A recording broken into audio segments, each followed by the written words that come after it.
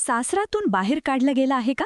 पतीने खर्च देणं बंद केलं आहे आणि आता तुमच्याकडे स्वतःसाठी आणि मुलांसाठी डोक्यावर छप्पर ठेवण्याचे किंवा खाण्याचेही पैसे नाहीत का? मुंबई, पुणे, सोलापूर, औरंगाबाद, कोल्हापूर, नाशिक, नागपूर किंवा महाराष्ट्रातील कोणत्याही फॅमिली कोर्टच्या फेऱ्या मारून मारून थकल्या आहात का? बहुतेक महिला फक्त याच कारणामुळे गप्प बसतात, कारण त्यांना वाटतं की कोर्ट कचेरीत वर्षानुवर्ष लागतील. पण 2025 मध्ये कायदा बदललेला आहे. आता तुम्हाला वर्षानुवर्ष वाट पाहण्याची गरज नाही. आज मी तुम्हाला सांगणार आहे की तुम्ही 60 दिवसांच्या आत तुमच्या पतीकडून गुजारा भत्ता म्हणजेच मेंटेनन्स कसा सुरू करून घेऊ शकता. तुम्ही वर्किंग असाल किंवा हाऊसवाईफ असाल तरीही. आज आपण त्या अधिकाराबद्दल बोलणार आहोत जो तुमच्याकडून कुणीही हिरावून घेऊ शकत नाही.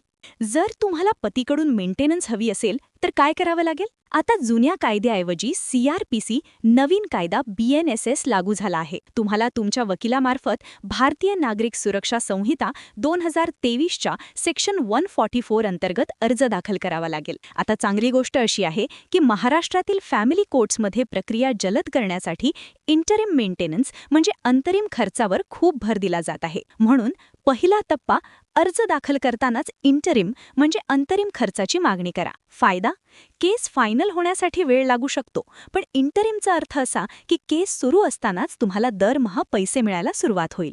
आता तुम्ही विचार करत असाल की किती पैसे मिळतील? प्रत्येक महिलेचा सगळ्यात मोठा प्रश्न, मला किती पैसे मिळतील? कायद्यात कोणताही फिक्स फॉर्म्युला नाही, पण निर्णय घेताना मुंबई आणि महाराष्ट्रातील फॅमिली कोर्ट्स साधारणपणे या 3 गोष्टी पाहतात.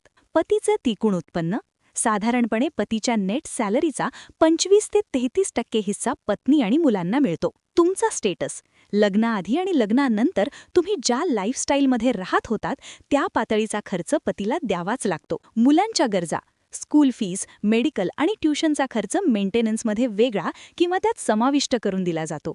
जर पती आपलं उत्पन्न लपवत असेल तर त्याचे बँक स्टेटमेंट्स किंवा सोशल मीडिया, इंस्टाग्राम किंवा FBवरच्या सुट्ट्यांच्या फोटोंचा कोर्टात पुरावा म्हणून वापर करा. कोर्ट हे मान्य करेल की त्याचं उत्पन्न चांगलं आहे. मला आशा आहे की या व्हिडिओमुळे तुम्हाला हिंमत मिळाली असेल. जर तुम्ही महाराष्ट्रात असाल आणि कायदेशीर मदतीच्या दिशेने पहिलं पाऊल उचलू इच्छित असाल तर हा व्हिडिओ पुन्हा बघा आणि पॉइंट्स नोट करून ठेवा. जर तुमच्या मनात कोणतीही शंका असेल, मग ती लॉयर फीसबद्दल असो किंवा कोर्ट लोकेशनबद्दल असो, खाली कमेंटमध्ये लिहा. मी तुमची मदत करण्याचा पूर्ण प्रयत्न करेन. आणि हा व्हिडिओ शेअर करा, कारण तुमचं एक शेअर एखाद्या असहाय्य महिलेचं आयुष्य वाचवू शकतं. आणि हो, असेच अपडेटेड व्हिडिओंसाठी लाईक, शेअर, कमेंट आणि सबस्क्राईब नक्की करा. तुमच्या हक्कासाठी लढा.